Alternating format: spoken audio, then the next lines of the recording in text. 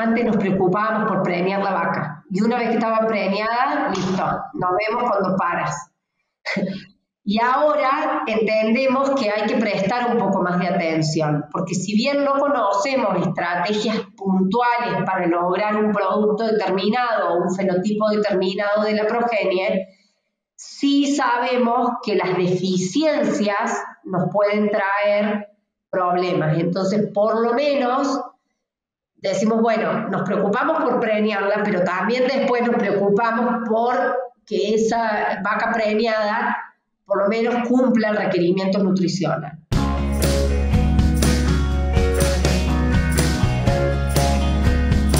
Buenos días, mi nombre es Mauro Venturini y les doy la bienvenida a este nuevo episodio de Carnecast. En esta oportunidad vamos a hablar de epigenética y para eso tenemos como invitada a Paula Tríbulo. Buenos días, Paula, mucho gusto, tanto tiempo. Hola, Mauro, mucho gusto, gracias por la invitación. No, gracias a vos por tu tiempo. Paula, como decíamos recién off the record, tenés un montón de antecedentes y varios años de estudio, no solo en Argentina, sino también en el exterior.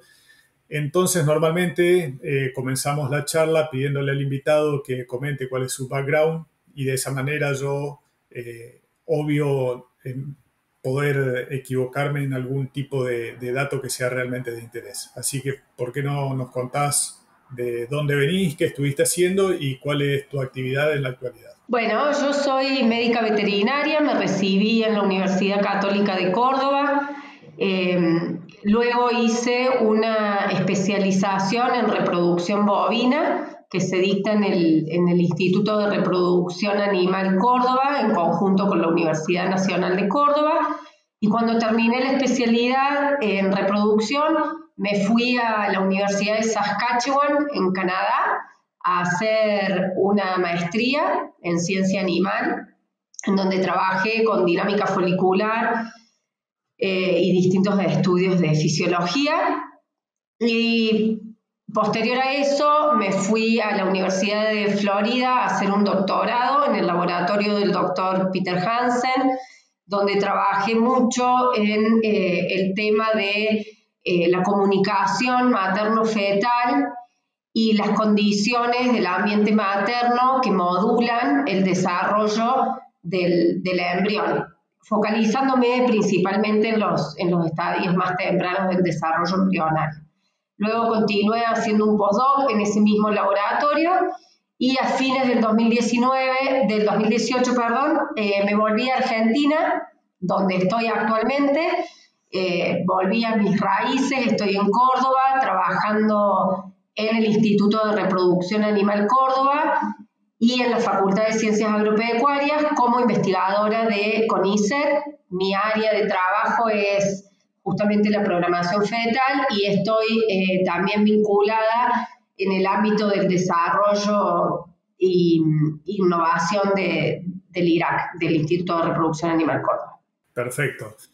Paula, ¿cuál es tu área de trabajo actualmente? ¿En qué ámbito te encontrás investigando? Si bien ya comentaste algo de que tu expertise es en programación fetal y epigenética, pero ¿en qué proyecto te encontrás? Ahora, actualmente estoy trabajando en proyectos de programación fetal, tratando de investigar cómo la nutrición materna con probióticos modula la composición microbiana en los tejidos maternos, principalmente en vagina, y cómo eso en las hembras preñadas modifica las características del recién nacido. Nosotros ya sabemos por la literatura que en humanos, por ejemplo, cuando uno alimenta probióticos, se modifican la composición microbiana, pero la duda era si en rumiantes, teniendo el rumen como ese gran microambiente microbiano, valga la redundancia, si la alimentación con probióticos podía modular el microbioma de tejidos más distantes como el tracto reproductivo. hicimos experimentos en los que probamos eso y ahora estamos estudiando qué pasa con las hembras preñadas y cómo ese cambio en el microbioma, que se llama, puede modular la colonización temprana en el feto.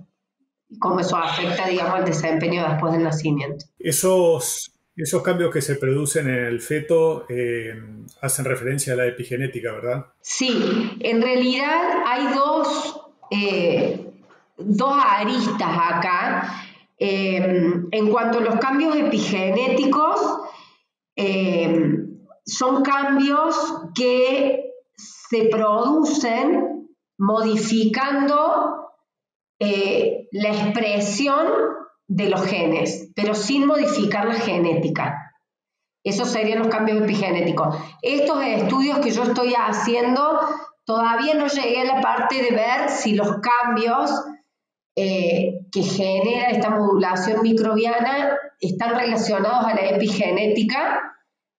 Ahora me estoy concentrada en una primera instancia en la que quiero ver si la modulación del microbioma afecta a la fisiología. Digamos, si yo tengo una composición microbiana en el intestino del recién nacido, si va a absorber más inmunoglobulinas, si va a convertir mejor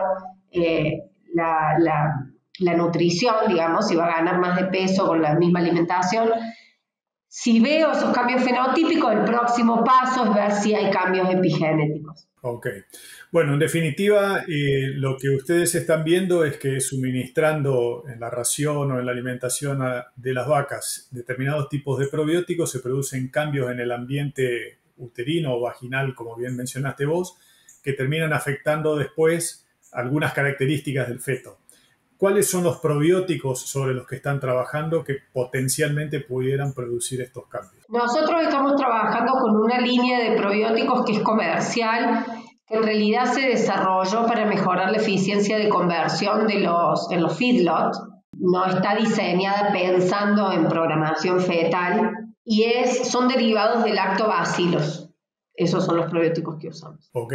¿Y cuáles son los cambios que esperan ver en las características del feto? ¿Están relacionados a caracteres de importancia económica como peso al nacer, desarrollo, producción? ¿O qué tipo de características creen que van a encontrar modificadas a partir de esta administración de probióticos? Nosotros hipotetizamos que vamos a encontrar crías que tengan mejor tasa de crecimiento y mejor salud, digamos, que van a ser más inmunocompetentes. Esto porque creemos que estamos modificando, en principio estamos focalizados en la fisiología del intestino y bueno, como sabemos en los rumiantes, la fisiología del intestino en las primeras 24 horas de vida es crucial y determinante para la vida posterior de ese animal, porque ahí en esas 24 horas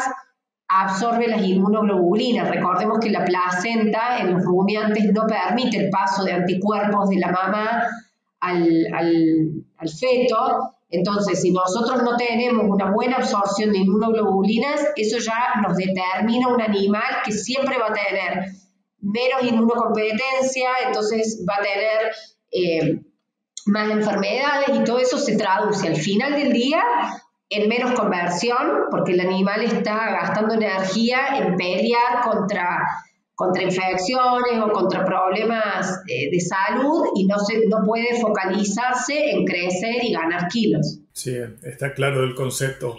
Ahora, Paula, ¿este suministro a la madre de estos probióticos tienen algún periodo crucial durante los 9 meses de gestación en los cuales deben ser administrados?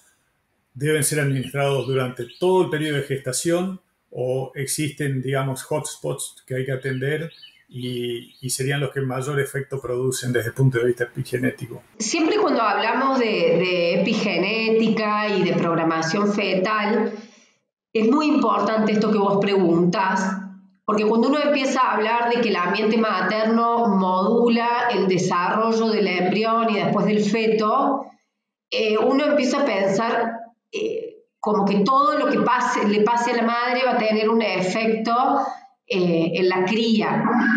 Y la verdad es que a la programación fetal hay que tomarla siempre con la precaución de que hay ventanas de susceptibilidad en las que dependen qué ventana suceda el cambio en el ambiente materno, va a ser el efecto que va a tener. Entonces, en el caso particular de los probióticos, pensando en modular la fisiología del intestino del recién nacido, nosotros suministramos el probiótico durante los últimos 3 meses de gestación. ¿Por qué?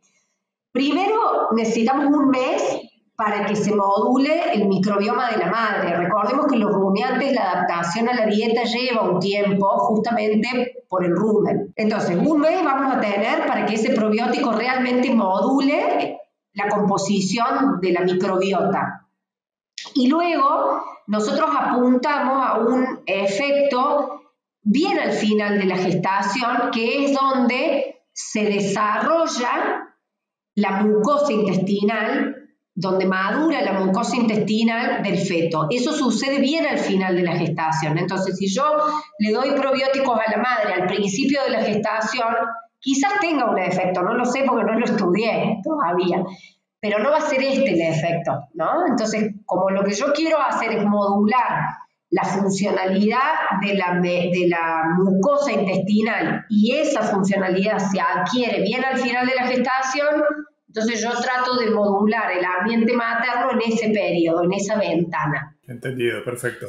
Bueno, te comento que justamente el laboratorio de Peter Hansen en este momento está estudiando el efecto de la adición de colina y metionina en la primera etapa, mejor dicho, en la primera semana de gestación. No conozco los resultados todavía, pero me tocó atender algunos partos del primer grupo de vacas. Y bueno, evidentemente se está buscando el gap donde uno puede lograr mejores efectos de acuerdo a la aminoácido en este caso, o los probióticos en el caso tuyo que estén administrando. Ahora, para entender un poco mejor, sé que es muy complejo el tema, pero tratando de llevarlo al plano más simple posible, una vez que se produce el cambio en el ambiente uterino o vaginal de la vaca, ¿cómo llega a afectar al ternero para que la expresión de los genes del ternero sean diferentes? Vos hablabas de la importancia del desarrollo del ambiente intestinal del ternero, pero ese cambio que se produce a nivel de vagina o útero de la vaca, ¿llega a modificar el ambiente intestinal del ternero porque el ternero ingiere líquido amniótico, o a través de qué medio pasan esos efectos para que se produzca el cambio? Bueno, en el caso de la epigenética en particular, lo que sucede es cuando nosotros hablamos de cambio epigenético en el individuo que se está desarrollando, hablamos de condiciones o moléculas que se unen a la molécula de ADN de ese animal en desarrollo que van a modificar la expresión de los genes. ¿Qué significa esto? Significa que un gen es un pedacito de la molécula del ADN que después se copia y de ahí se genera una proteína. Si yo tengo una molécula que se pega al ADN y me impide que se copie ese pedacito, porque tengo un obstáculo que no permite que la maquinaria que copia pueda pasar y copiar, no se va a producir esa proteína, por lo tanto va a cambiar la funcionalidad, digamos, de ese sistema. Esa es una opción. Otra opción es que lo que se pega a la molécula del ADN, lo que genere es un cambio en la forma que va a tener la proteína, no que impida que se copie, sino que permite que se copie, pero lo que se copia o lo que resulta de esa copia es distinto a lo que tenía que ser. Entonces tengo una proteína, pero esa proteína no es funcional. Entonces es otra manera en cómo la epigenética modifica al final una función. Eso es lo que pasa en la epigenética. ¿Cómo el ambiente materno cambia eso?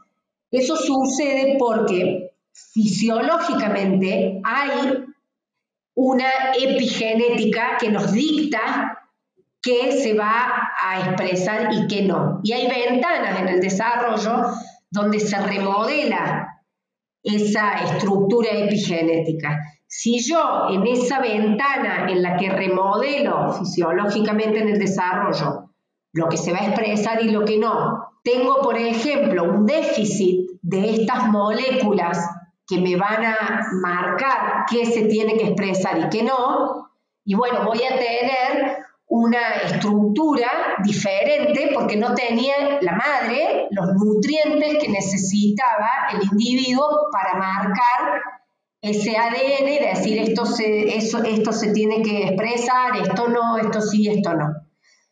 Por el contrario, si yo tengo un ambiente materno en el que quizás en cierto momento hay mucha disponibilidad de estos nutrientes, a lo mejor tengo unas marcas diferentes. Entonces, en realidad, en el caso de la epigenética, sobre todo bien al inicio del desarrollo, donde la modulación del epigenoma es más fuerte y más amplia, digamos, más generalizada, podemos ver estos efectos que se traducen directamente por el ambiente uterino en el sentido de lo que hay presente en el fluido del útero, que es lo que contacta con el embrión. En el caso de los probióticos es distinto porque yo no estoy tratando, o por lo menos hoy no pienso en que yo esté modulando con el probiótico el epigenoma del intestino, sino que yo lo que estoy modulando es la composición de las bacterias.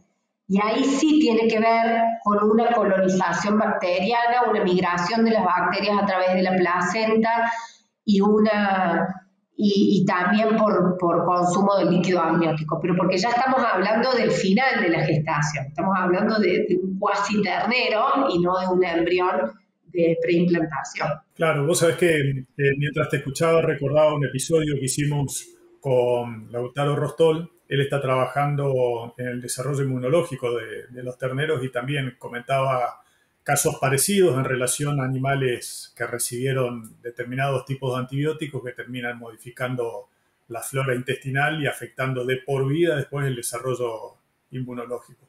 Así que es muy, muy importante. Paula, ¿ustedes tienen ya estandarizado o de alguna manera previsto qué tipos de caracteres van a terminar afectando al ternero? O sea, cambiando la pregunta en otra dirección, ¿buscan algunas líneas de trabajo que les permita asegurar que van a tener mejores performances productivas los animales, o solo por ahora están probando qué modificaciones se producen y de acuerdo a eso después van a ajustar los tratamientos para lograr esas mejoras? Sí, yo creo que en general la tendencia, digamos, de la aplicación esta de la programación fetal y los cambios epigenéticos o microbianos en el caso particular de los probióticos, primero uno tiene que entender qué pasa fisiológicamente. Y se ha avanzado mucho en el campo de la epigenética, pero también falta muchísimo por investigar, porque lamentablemente dependemos de las herramientas que tenemos para medir. Entonces, por ejemplo, cuando uno se refiere a la epigenética, es muy común encontrarse con el término de metilación del ADN, ¿no? Y ADN hipermetilados o hipometilados. ¿Qué es eso? Esas son modificaciones, lo que les contaba recién, son moléculas que se pegan a la molécula de ADN y modifican la expresión génica. ¿Por qué se habla tanto de la metilación? Porque es lo que más fácil podemos medir hoy. Entonces, por eso hablamos mucho, pero en realidad los cambios epigenéticos también involucran otras modificaciones, otro tipo de moléculas que se pegan al ADN, como la acetilación, entonces, y después a dónde se pegan. Entonces hay todavía un montón de aspectos que no conocemos porque no tenemos por ahí las herramientas, o las tenemos pero son muy caras o muy tediosas porque hay que ir pedacito por pedacito y no podemos mirar todo el genoma de una sola vez. Entonces, primero necesitamos conocer cómo es fisiológicamente, porque todavía no entendemos cómo la epigenética regula todos los genes. Algunos sí, los reconocemos y otros no.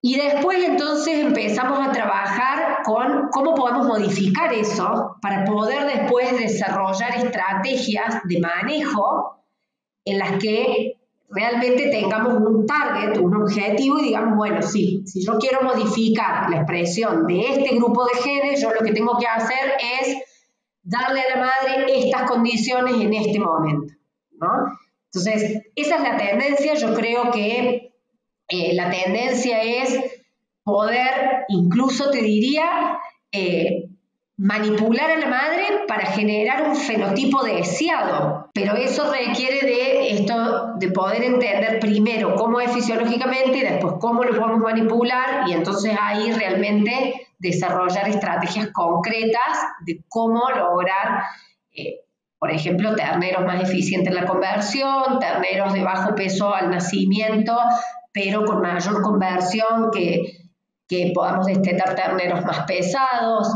distintas características fenotípicas. Vos sabés que tratando de verlo muy desde arriba y en su conjunto, me imagino la complejidad que tiene todo esto, desde la genética, la epigenética, el fenotipo, y lo lleva a pensar a uno cuántos años de evolución para que cosas tan complejas terminen después produciendo un determinado producto, llamémoslo animal o individuo, a través de la reproducción, ¿no? Y lo difícil que es mover una ficha, porque muchas veces moviendo una ficha, como una hilera de dominó, moviendo una sola ficha se puede llegar a modificar o todo para adelante o todo para atrás. También entiendo que esto de la epigenética ayudó a comprender de alguna manera los cambios que se producen cuando determinado tipo de células están expuestos a rayos X o a rayos ultravioletas, con cambios en la expresión de ese paquete genético que, de acuerdo a que tengan o no tengan esa influencia, en este caso de factores físicos, las células hijas pueden salir expresadas hacia un lado o hacia el otro. Un poco ese es el concepto de epigenética, ¿verdad? Sí, en realidad también hay algunos factores, como quizás algunos de los que mencionaste, que no cambian la epigenética, sino que son mutagénicos. Cuando nosotros hablamos de cambio epigenético, pensamos en que no se cambia la secuencia de ADN, o sea, la molécula de ADN está intacta, no hay una mutación, pero se cambia el contexto, las moléculas que se pegan a la molécula de ADN para decir esto se expresa, esto no se expresa. Los cambios mutagénicos, ahí sí se cambia la secuencia de ADN y eso ya es más irreversible, ¿no? Si yo tengo una mutación ya no la puedo revertir. La epigenética tiene cierto grado de flexibilidad. Tampoco es que es súper plástico y yo, depende de lo que como en la mañana, tengo la epigenética en la tarde cambiada, digamos. No es tan, por eso esto de las ventanas de susceptibilidad, en donde hay más, justamente más vulnerabilidad o más posibilidad de modificar la epigenética.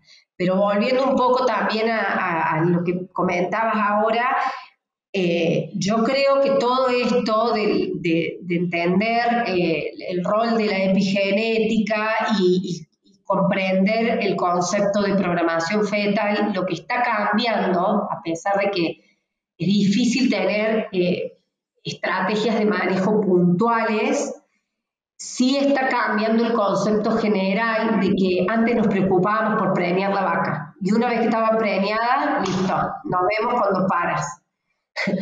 Y ahora entendemos que hay que prestar un poco más de atención, porque si bien no conocemos estrategias puntuales para lograr un producto determinado o un fenotipo determinado de la progenie, sí sabemos que las deficiencias nos pueden traer problemas. Entonces, por lo menos, decimos, bueno, nos preocupamos por preñarla, pero también después nos preocupamos por que esa vaca preñada por lo menos cumpla el requerimiento nutricional. Cuando hablabas de los momentos en que son suplementadas las vacas para lograr determinados efectos, dijiste que hay ventanas a lo largo de la gestación y de acuerdo a eso podrán ser modificados determinados caracteres. Y atado a lo que comentaste recién, entiendo de que entonces estos cambios epigenéticos, vos dijiste que son muy flexibles, pero también entiendo que no son permanentes. Por lo tanto, que yo modifique una vaca en esta gestación y logre determinados resultados en la progenie, no quiere decir que después ese cambio queda permanentemente en el animal y en las sucesivas progenies se van a producir los mismos cambios de fenotipo, ¿verdad? Exacto, o sea, porque el manejo de la madre o las condiciones de la madre te van a modular la epigenética de ese ternero. A la madre no le van a modificar nada, al ternero le van a modificar. Ese ternero nace con las características que le toque. En la próxima gestación, esa vaca va a modular la epigenética de su cría en desarrollo de acuerdo a las condiciones que tenga en ese momento, ¿no? Entonces, ahí es gestación a gestación, justamente porque es epigenético. En cambio, la genética, la madre siempre va a proveer la misma genética, ¿no es cierto? Sí, es un concepto muy importante a tener en cuenta porque eso, sumado a lo que también dijiste vos respecto de la nutrición de las madres, sin ponernos a pensar en cuestiones químicas, la simple nutrición en el sentido más global de la madre, que si tiene una dieta balanceada, comiendo pasto o alguna suplementación, debería estar balanceada. Eso más toda esta complejidad de la epigenética puede llegar a explicarnos por qué hay mucha diferencia en lo que produce una vaca de un año a otro o de un ciclo productivo al otro. Entonces, tal vez lo primero que pensamos es, bueno, decir qué tipo de toro tiene para que el ternero salga más pesado, más liviano, etcétera, etcétera. Pero la cuestión es que no termina solo en el toro o en el semen que utilizamos, sino en todas unas modificaciones del ambiente por donde se va a desarrollar la progenie, termina siendo afectándolo igual o más incluso a veces que el paquete genético que estamos poniendo con el semen. Así que está muy buena tu observación de prestar atención a la mera nutrición de la madre durante la gestación, incluso previo al servicio. Paula, para ir terminando, porque se nos va el tiempo volando, ¿cómo ves el futuro? ¿Hacia dónde sigue, bueno, el proyecto en el que estás trabajando actualmente, pero en general, a nivel global, cuál es la tendencia que hay? Yo creo que la tendencia es tratar de identificar estrategias de manejo puntuales para lograr características en las crías que nosotros estemos deseando. Y de a poco vamos conociendo algunas. Hay trabajos en los que, por ejemplo, se evaluó el efecto de los niveles de proteína en la dieta de la madre preñada en la ventana en la que se desarrolla, por ejemplo, las gametas femeninas, o sea, los ovocitos.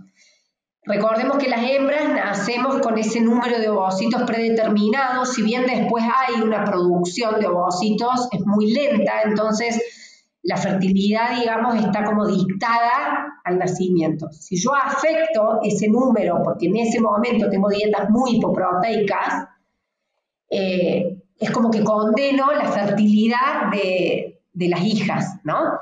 Entonces, de a poquito vamos encontrando estas estrategias de manejo bien puntuales y decir, bueno, yo necesito por lo menos 14% de proteína en la dieta en las vacas en los primeros 2 meses de gestación, porque ahí es cuando sucede la migración de las gametas.